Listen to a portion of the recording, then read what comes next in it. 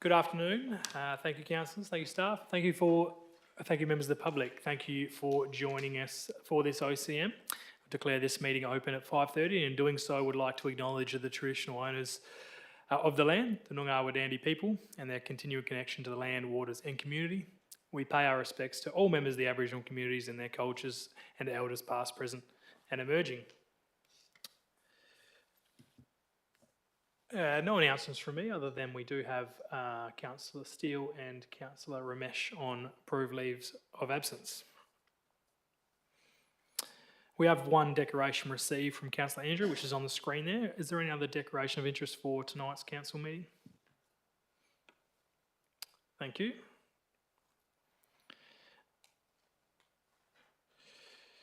Councillors, we have the minutes there of the last council meeting. Because somebody moved that they are true and correct. Thank you, Councillor Kozak. Seconder. Thank you, Councillor Quine. I'll put that. Those in favour, please indicate. That's carried unanimously. Thank you. And we do have minutes of the Advisory Committee for the International Relations Committee. Somebody happy to move those minutes? Thank you, Councillor Andrew. Seconder, Councillor Brown. I'll put that. Those in favour, please indicate. That's carried unanimously. Thank you very much. Councillors, we do have 3 deputations, all on item 12.1, that are in front of us. I'll put that those be heard. Those in favour, please indicate. None against. They will be heard. So when we get to that item, for those members, we'll go through that, and we'll call you up at that stage then. Speaking of that, at this stage, councillors, that's the only item that I have coming out for discussion, as all the others required a simple majority. Haven't received any notice for any of those to come out for further discussion. Is there any that would like to be? If that's the case, is somebody happy to move that we move those on block? Thank you, Councillor Andrews. Second, Councillor Brown. I'll put that. Those in favour, please indicate. That's carried unanimously. Thank you. Those items are all moved. That makes things fairly easy as we go to item 12.1, which is a motion notice from Councillor Gassett. And we, as I mentioned, we do have those deputations. I will take them in order that are in front of me. Ingrid, you first. So while you come on, Ingrid, you have 10 minutes. And it's not an opportunity for a back and forth, but an opportunity to present to elected members. Well, thank you all for letting me come here. I just wanted to speak to the motion. I'm for it, but I've been digging in numbers, so I thought I should tell you. The Housing Authority in Bunbury has 848 applicants on their waiting lists, representing 1,425 persons. This includes 155 priority applications representing 323 persons. Official statistics of homelessness in Bunbury usually gives a varying number, around 100 people, a third of which have found temporary arrangements. Neither set of numbers shows the reality. I'm sorry, but I'm not all well. The official homeless 100 are probably the conventional homeless, the ones people think of and don't want to see or think of, mainly people with alcohol and/or drug problems. But the cohort of new homeless is growing rapidly. There are families living in cars and tents around Bunbury. They are the working poor, the women running from abuse. Our local refuge refused almost 350 people last year for lack of space. The old and the handicapped. Women over 55 is the fastest growing group here. Not yet the conventional homeless, but if things don't change, they might give up as well. The people on waiting lists are all technically homeless. They live in cars, tents, caravans, sheds, and overcrowded houses. Public housing is so scarce that only 103 applicants were housed last year. The average wait time was 149 weeks. 62 were priority applicants with a wait time of only 57 weeks. Just do the maths for how long the others had waited. Most of the people on the Housing Authority's waiting lists don't need anything else than a roof over their head. They don't need wraparound support yet. But the longer you stay homeless, the more your mental and physical health deteriorates. If they finally find a place of their own, it will be a long way back up to where they were. Homelessness is not one problem that needs one solution. The obvious solution is to build and build and build even more. There are grand plans for future social and affordable housing, but nothing will be available for a few years. Waiting for sufficient housing, we need Band-Aid solutions. For the moment, we need a Band-Aid measure to tie us over until solutions can be delivered. Bunbury needs a shelter now. A place to get away from the heat, the rain and the cold. A place where you can feel safe going to sleep. That's one of the hardest things when you're homeless. Wonder why so many people in cars park where there are bright lights. They feel safer. A place where you can cook a proper meal and have a shower and launder your clothes. I have been working with homeless people around the world. I've never had any problems I couldn't handle. A shelter has rules, and if you follow the rules, there are no problems. Bunbury needs, I hope that Bunbury will, and this motion asks for the support from the state government. That's a reasonable request. So I'm all for the motion. I also want to remind you that housing is in the Declaration of Human Rights, and Australia is a signatory to the human rights. Thank you very much.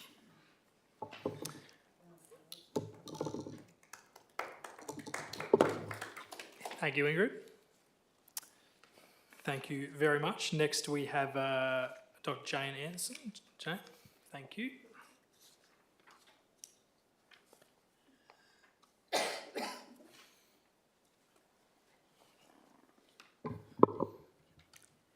Okay, thank you, Mayor, councillors, for this opportunity to speak to Councillor Gassab's motion.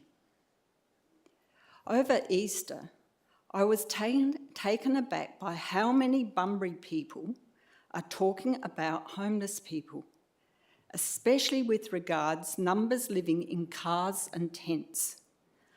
After one mention of the word homeless, they quickly point out the various places where the unfortunate among us make their camps. Before proceeding, I want to acknowledge the state government which has contributed to a massive spend to address the increased need for social housing. This includes recent additional funding, which includes the $24.4 million rent relief program, and the $50 million in grants for increasing supply across regional WA. These and previous endeavours are very welcomed. However, right now we have a perfect storm of soaring rents, rock-bottom vacancy rates, and a cost of living crisis which is plunging more and more people into distress. In addition to the marginalised groups who have yet to have their housing needs addressed, it is the working poor and middle-income FIFO workers who are now finding it difficult to find affordable rentals. People who have never asked for help in their lives are experiencing homelessness for the first time. What is urgently required is a temporary response to cope with the sheer numbers who require shelter. An interim arrangement needs to be put in place to protect long-term housing policies and assists with other relief efforts. What we need is a Band-Aid to reduce the pain of the symptoms of the problems that are yet to be cured. And Bunbury is ready for such a facility. 1. Bunbury is the second largest city in WA, and yet it has no shelter. Perth has 5.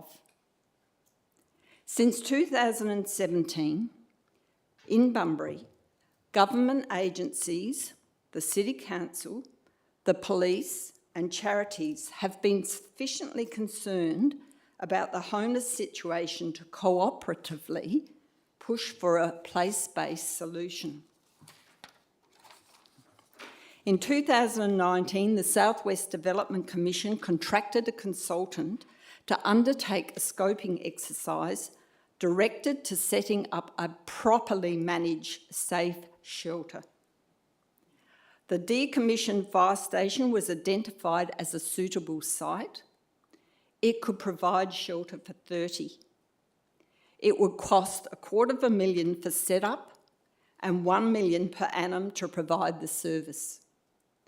These sums are crumbs on the table of the state budget, and yet they could do so much. In 2020, during COVID, homeless people, I interviewed them, sought the need for a shelter in the CBD, but none was available. And here we are again.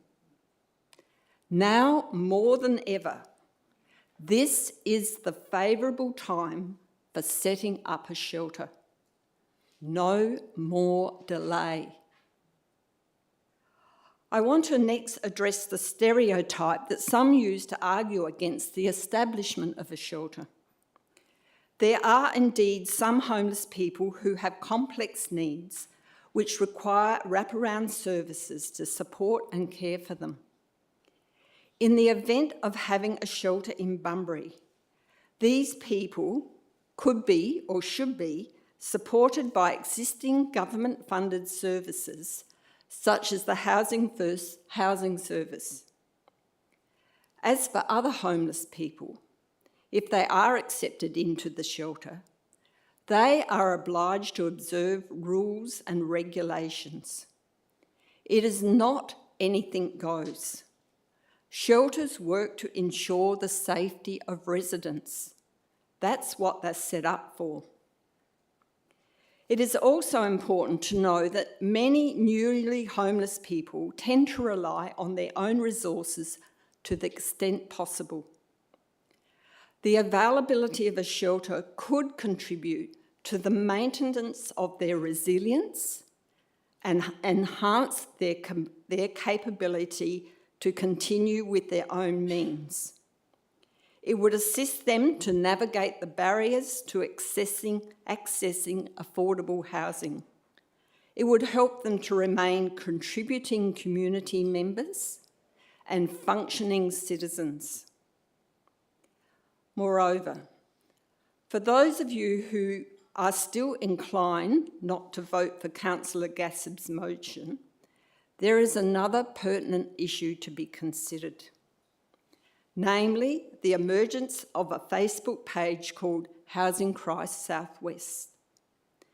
This grass movement began 3 to 4 weeks ago, and now it has 600 members. This group is also is becoming politically motivated. Whether you agree with its aims or not, it signifies a force to be reckoned with. We, the Bunbury community, at the very least, need to be seen to be engaging with rising and urgent demands. So, councillors, for all these reasons, I urge you to support Councillor Gassab's motion that the City of Bunbury Council requests the state government to support the provisioning of a temporary emergency homeless shelter in Bunbury while the longer-term needs for social housing are addressed. Voting for this motion is your opportunity to send the message that our city is listening and willing to act on behalf of the concerns and compassion that our community has for our homeless people in Bunbury. And bear in mind, there are only 10 weeks to winter. Thank you. Thank you, Jane. And lastly, Jonathan. John. Good evening, Council, and happy Easter. I'm speaking for Councillor Gassab's motion for a form of shelter. Last week on Tuesday, when I woke up, currently sleeping rough still, I felt like a popsicle. It was very cold, very dewy, and very unwelcoming to wake up to at 6 a.m. in the morning. Once I finally got moving and could get myself motivated to actually get the body system working, then I finally started to thaw out. It became a bit like a mushy popsicle. But then that night, thinking ahead, am I going to turn into a popsicle again? That's something that we, the people that are living in these hard times at the moment, are struggling with. By having this form of shelter and something with which we can hide away a little bit from the current climate, helps us to alleviate our worries and our stresses of, are we going to get ill? Are we going to become highly sick because the weather's against us and we have to live in it? Due to my current situation of volunteering at Doors Wide Open, I've also seen a large number of young families or mums with children having to come through the doors to ask for help for the first time in their lives because they're struggling to make ends meet. We had a young lad come in the other day asking for help. Now, he hasn't been and started year 9 yet because his mum is struggling to work due to the current situations. And when she goes to work, he's all by himself because he's underage. He can't look after himself on his own. Then when he goes to school, he's worried about his mum. Is she going to be safe for the day? These are all issues that, by having the shelter, it will also offer an avenue of support to people like that, where we can go, these agencies are here to help you. These agencies will see your son or daughter go to school while you are safe. At the same time, we're here, we will look after your children while you are at work if you are holding a nighttime job. That way then, there's less stress for all those, because once you're stressed and you're worked up, your health starts to diminish because your mental health takes a very big toll. Mine's played on me many times and not in good ways. Waking up at 2 in the morning being sandblasted by high winds when you think, oh, I found a nice sheltered spot, and then the wind moves on you, it's not a lot of fun.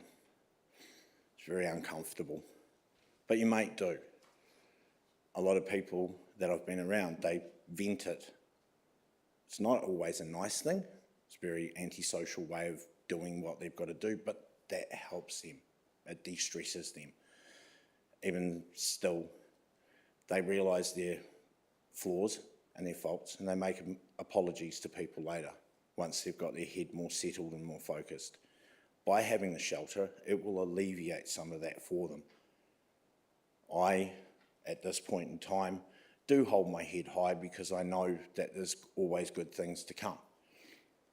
But at this stage, I also am fully aware of my circumstances are about to change due to my workers' compensation finally coming to an end, where I can step forward a little bit better and have more available means for myself to go out and do work and such like.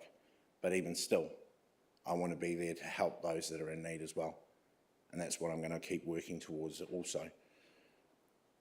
That way then, as a community, even though I'm a new person within the community, I can at least try and help show people where there is help.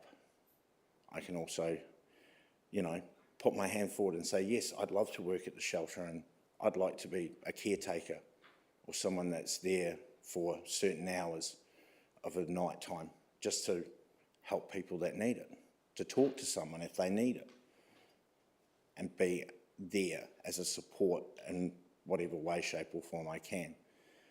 This whole concept of a shelter, yes, it is a Band-Aid thing, but at the same time, it will help you guys so much to know what you're able to offer in different ways to those people. And you can help then steer people towards the right avenues that will maybe better themselves, maybe project themselves in a much more positive way so that they can all step forward as well.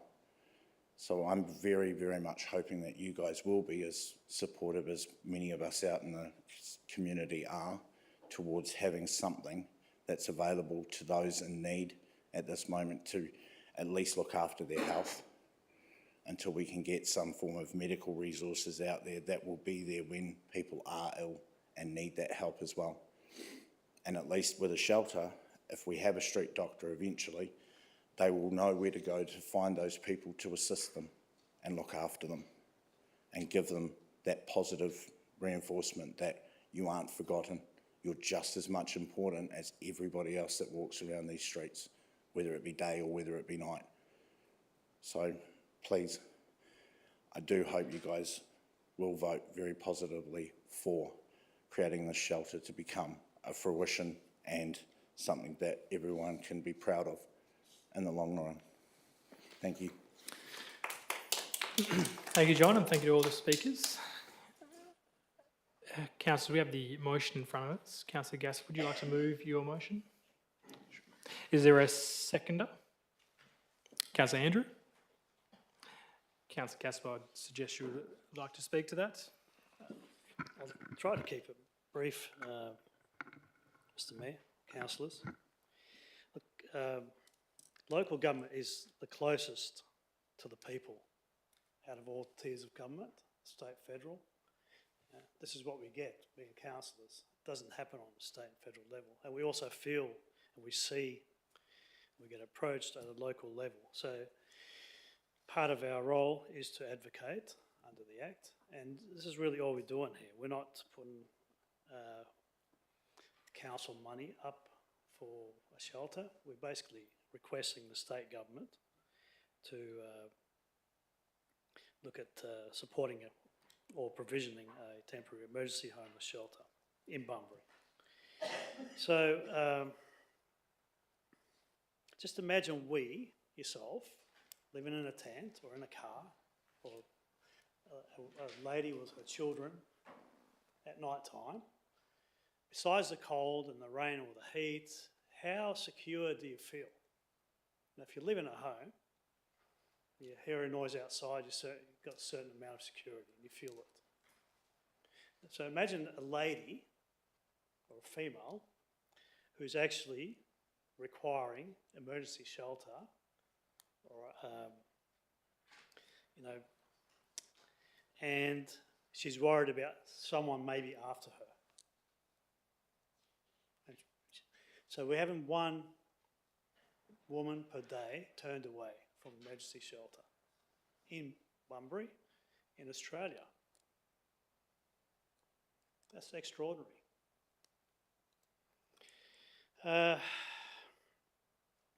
So I'm not here to criticise any government at any level. What we have is a housing crisis across the world, across the Western world. I think the developed world, with the exclusion of places like Japan, who actually took a lot of action some couple of decades ago to build housing, and some Nordic countries. So it's an extraordinary situation where we have lack of accommodation beyond anyone's control. So let's not apportion any blame. What we have is a situation where people are living without any accommodation, and their rights are, under the UN Convention, are not being met, as Ingrid said. over 55, women over 55s. I'm focusing a little bit on women here because they are one of the groups or the cohorts that's actually been turned away from refugees. I think that's very, very significant. You know, they are in some of them would be in a dangerous situation. I'm not comfortable about that happening in Australia. We are much better than that. We are a very, very wealthy country. So, other people that have fallen on hard times are also experiencing no accommodation. There is no vacancies.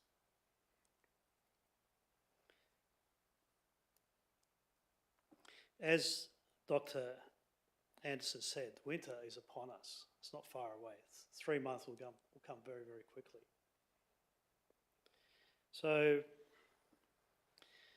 I keep thinking back. I mentioned last time when we were debating the homelessness and housing supply motion, we put up a picture on the overhead showing a refugee camp. And this always reminds me of that, where people across on the other side of the world are being housed by the United Nations, and Australia is contributing to those facilities. So Australia is contributing to people on the other side of the world to be housed. And yet, people sometimes say charity starts at home. And here we are, a regional city, Australia's second city. People are not able to live in a secure environment, in a dangerous environment, quite frankly. So, Mr. Mayor, without going into too much, because it's all been said, I really feel that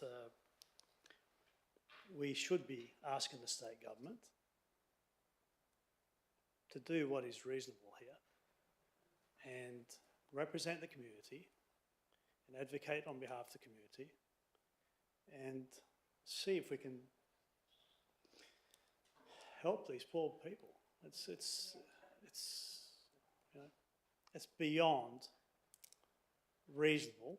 It's beyond understanding, in fact, where we in Western Australia, where Australia's wealth is created, the majority of Australia's wealth is created. We support the rest of Australia through our contributions to the GST. Yet, in our own backyard, we can't accommodate desperate people.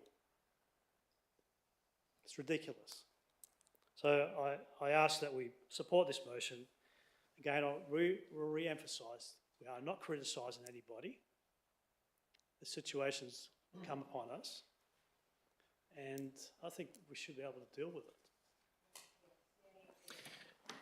Thank you, Councillor Cassett. Councillor Andrew.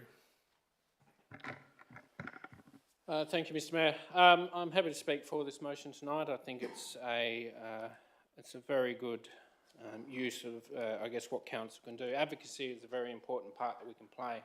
And as we all know, we often sit next door and we talk about the finance of the city and the limited capacity for the city to do in some areas like this, but when we can add our voice to the conversation.